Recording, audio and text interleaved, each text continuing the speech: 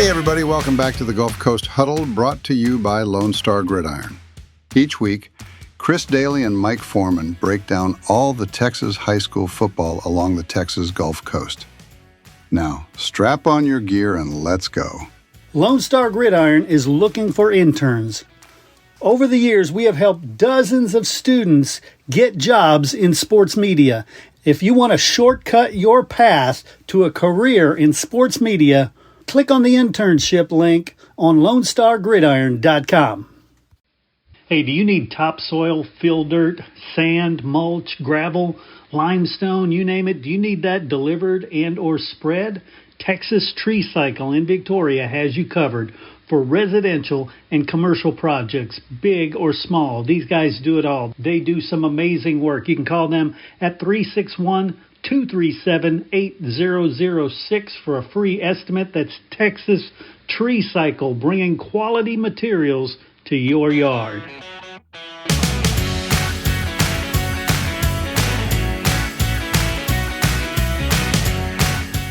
All right, everybody, join me in welcoming Mike Foreman to the show. Mike, how are things? Going all right, Chris. It was an interesting week of football last week. Yeah, definitely. And, of course, we have to start with that Ganado-Tidehaven game because that was the one you went to, right? Right. I can't say I was surprised. I kind of thought Tidehaven would win that game. I just felt like experience-wise and depth-wise that Tidehaven had the advantage. And they did. Ganado struck first. They had a big 52-yard touchdown run by Logan Burrish. But pretty much after that, they did. I think they actually did go up 12-10 at one point. But after that, Tidehaven took over. It's what we've talked about a little bit. Ganado is very young up front. And, those guys are going to be very good, but, until they have to play, they're probably not going to see anybody as physical as Tidehaven. Now, I don't know, maybe Weimer, I don't know, until they maybe get to Refugio again. Yeah, I agree. That's what I'm wondering. Weimer's the only one I'm thinking they have, to really worry about as far as Tidehaven's level. I'm curious about Kennedy, and that's what I was going to say. Kennedy plays Schulenburg this week in the district opener, and that's going to be a big tell. Kennedy's 3-0, and they've been pretty much wiping out people, but they haven't really played, really high-level type competition. But they have some athletes, and I'm curious to see how they match up against Schulenburg. Schulenburg, they've been scoring some points, but they've also been giving up points. Yeah. So, that's going to be interesting because, like you said, they're sitting at 1-3 right now. They're better than that record, but opening district at Kennedy, that's going to be that'll let us know something. Yeah, and because really after next week, I believe Kennedy and Ganado play. Yeah. So that'll be interesting to see if Kennedy can win that. Then you could have get Ganado and Kennedy going each in at 1-0. Of course, Weimer has the off week this week, and Weimer lost to San Antonio Holy Cross. But I don't really know what to make of that because you know how it is with private schools. Yeah. Year, you just really don't know how good they are. So, Holy Cross may be really good, or maybe Weimer's not quite as good as we thought they were. So, that's something we'll find out, but we're not going to find out this week because they're off. So, I think that's going to be interesting. But, flipping it over, Tidehaven, with their quarterback, Cale Russell, who's we've talked about before, is a 4-year starter. Cale threw for over 300 yards, and I think it was 4 touchdowns. T.J. Galvan had 3 touchdown catches, and Boogie Galvan also had a lot of catches in that game. But Tideman now plays Brazos. And Brazos is 4-0. And I think they may have snuck in the rankings. I'm not sure. But the question is, I mean, I know they have a really good quarterback, and he had a great game last week. But like I said, we're going to find out this week, how good Brazos really is. Yeah. I mean, that district is weird. I mean, I maybe it's not as strong as usual. East Bernard has struggled a little bit. Bowling has, Rice has, Industrial. I mean, they took Shiner to overtime. You talk about, a shocker. I mean, I kept hearing that score, and I kept going, what? And so obviously Industrial played a pretty good game against Shiner. I know Shiner turned it over, I think, a bunch of times, but still, I mean, Industrial was right there. So, and Industrial 0-4 right now, but the thing I've noticed, they're getting closer each week. That's going to change this week, though, I think, because they're going to Tidehaven. No, actually, Tidehaven's playing Brazos this week. Oh, okay, then they're off. Industrial has their off week this week. Yeah. So it's the following week is when I think that trend of getting better each week is going to end.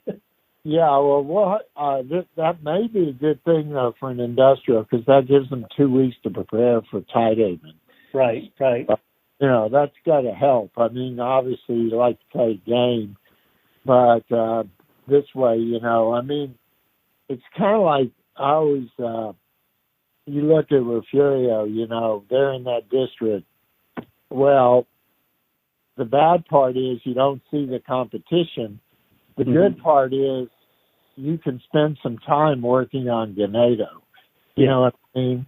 So when you do play Ganado, it's not like you're just practicing that week. You've been preparing for them for a while. So, there's kind of an upside and a downside to that situation. Yeah, definitely. And the Victoria teams, it's a tale of two cities right there. Boy, East plays Thursday night against New Braunfels, and that'll be a challenge for them. They just, I guess their offense is just struggling, a little bit, and I'm not really sure what it is, but basically it comes down to, in that district, like we said before, you're probably not going to beat Smithson Valley, and you're probably not going to beat Piper. So that means that there are 2 teams that, other than those 2, that are probably going to the playoffs. Yeah. So if you don't beat Seguin, then every time you lose to a team other than one of those, your chances diminish. So New Braunfels has been pretty good this year. So if they lose to New Braunfels, they're going to be in a very tough situation. Let me put it this way: they're probably going to need help to get in. They're going to have to start winning, and they're going to need help. Yeah. And then you flip the script, and you've got West, which is 4-0. And they, of course, opened district on Friday, and they play McCollum from San Antonio. I doubt they'll have much of a trouble with McCollum. But, but then again, I've kind of looked at the teams West has played, and, they're not exactly world beaters. No, they're not. And I'm not blaming them for that, because I think when the schedule was made, I think Lockhart was pretty good, and somebody else they played was pretty good. So, it's hard to know when you're making the schedule if a team 2 years out will be as good as they were. Sure. Because I'm sure they would have liked to have been tested a little more. But, Beeville, gosh, they've been struggling. They've got 1 win now on the season. Yeah.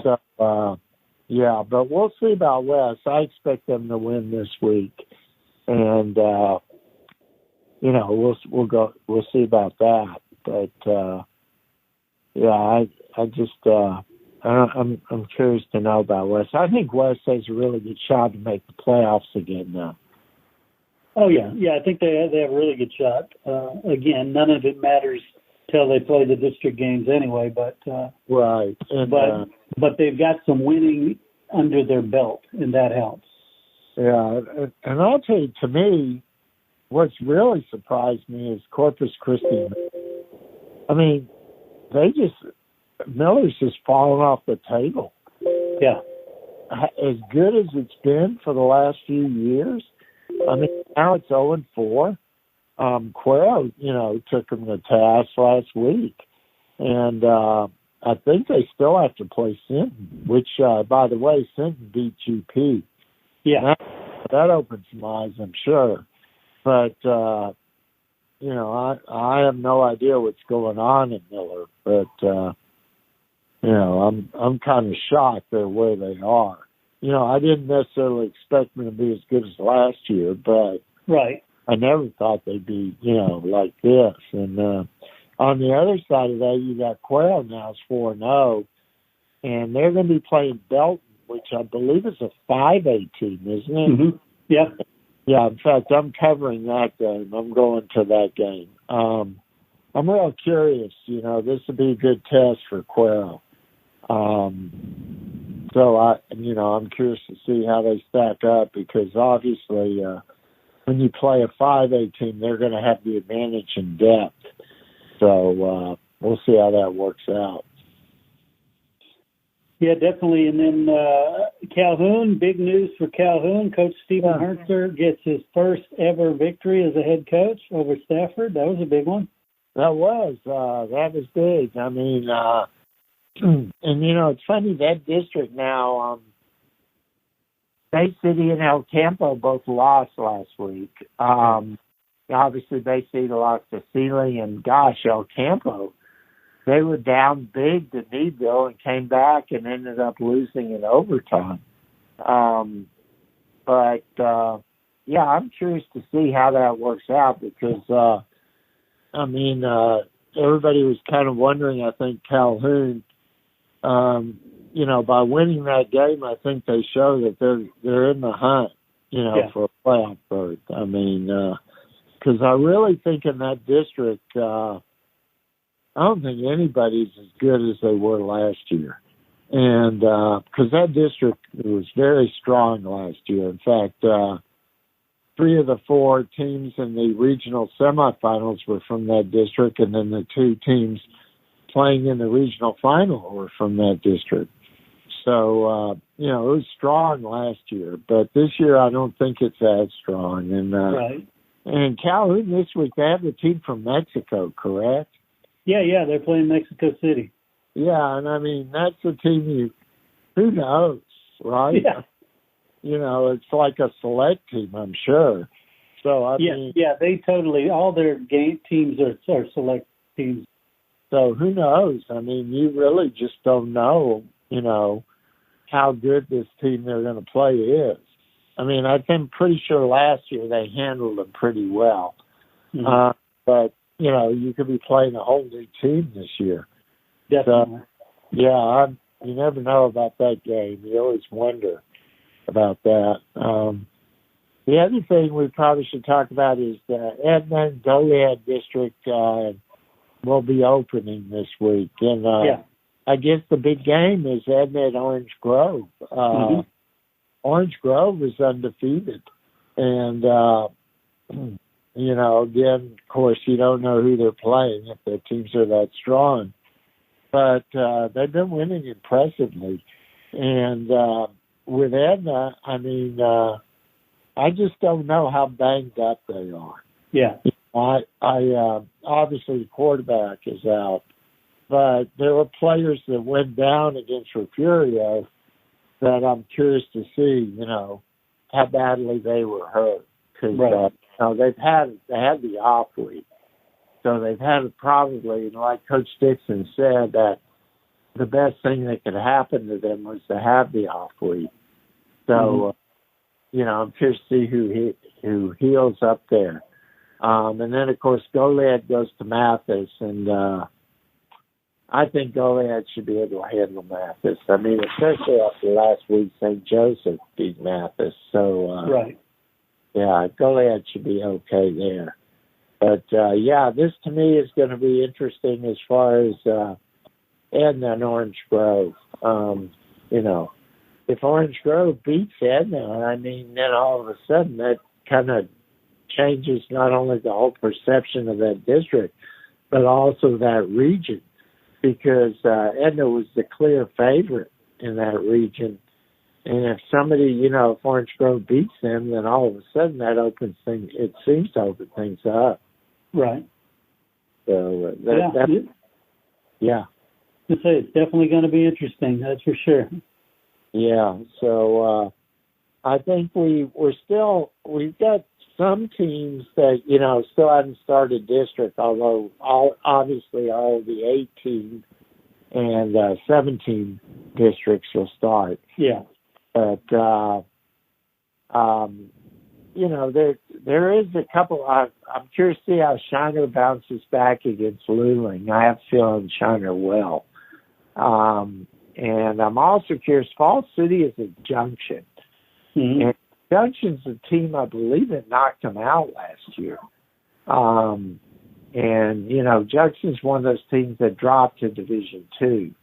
And so that's, usually your first or second year when you drop, you're usually pretty good. Yes. So, I'm curious about that.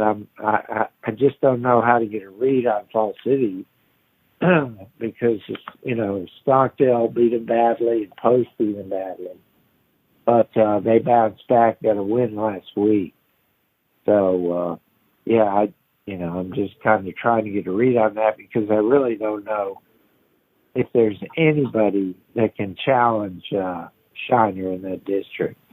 And right now I'd say no. But, right. Falls City, they're always going to be good and well-coached team. Coach Kiroff does a really good job over there. So, I'm curious about that. But, if everybody performs up to their capability, Tidehaven, Tidehaven, Shiner, and Refugio, they could all be sitting there on top again next week. That's true. Yeah, and we expect them to. Yeah, Refugio's at home against Fremont. Tidehaven, like we said, they have to go to Wallace to play Brazos, and then of course you have Shiner is, I believe Shiner is at Luling. So, yeah, but those three teams, you would think that all three teams are going to win that.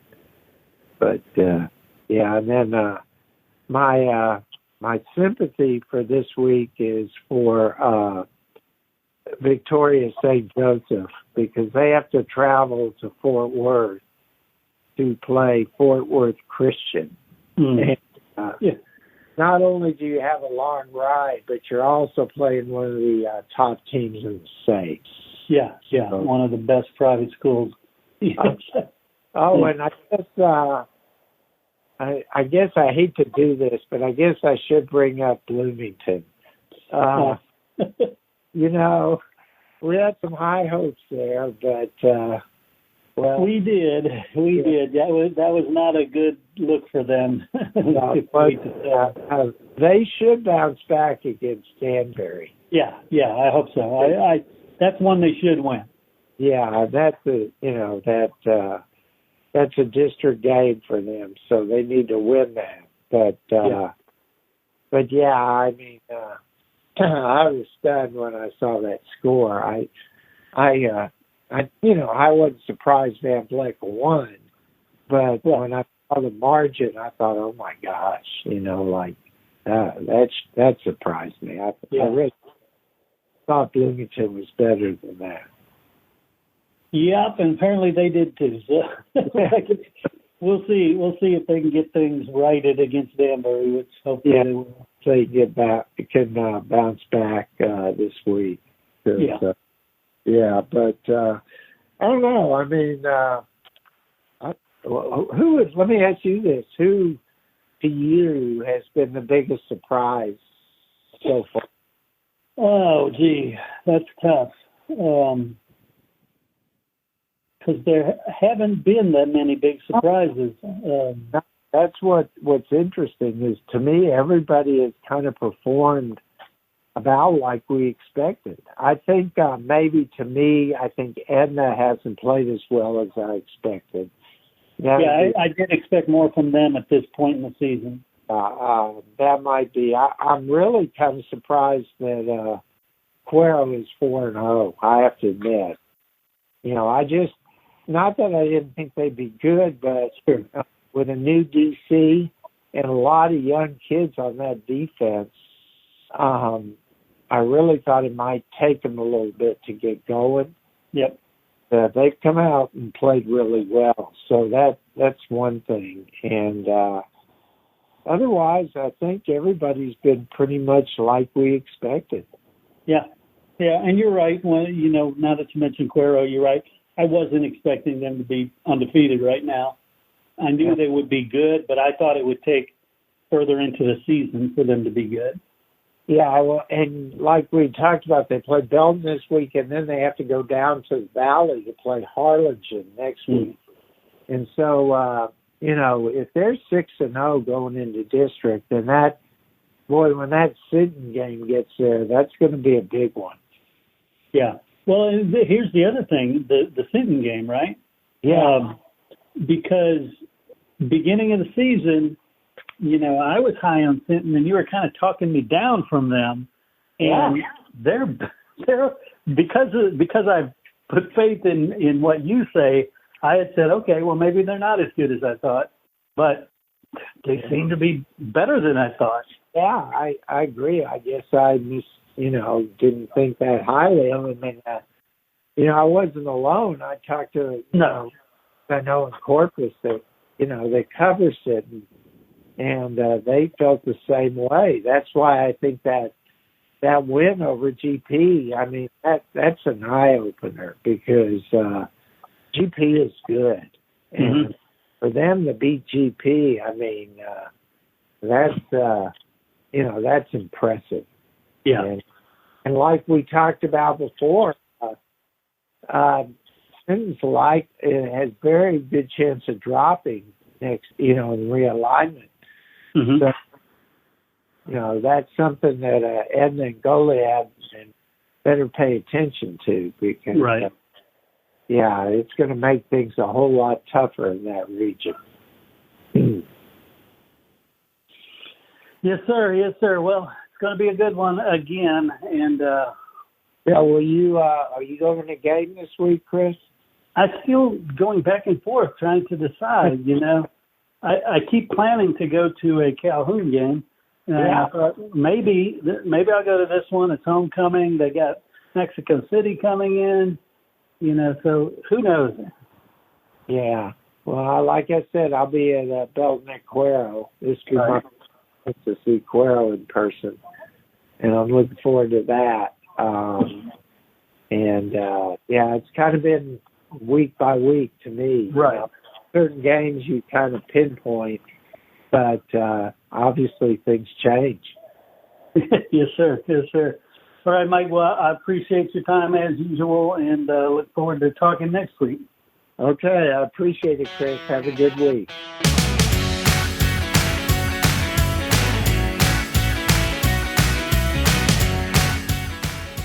Coaches, boosters, parents, every sport deserves a spotlight.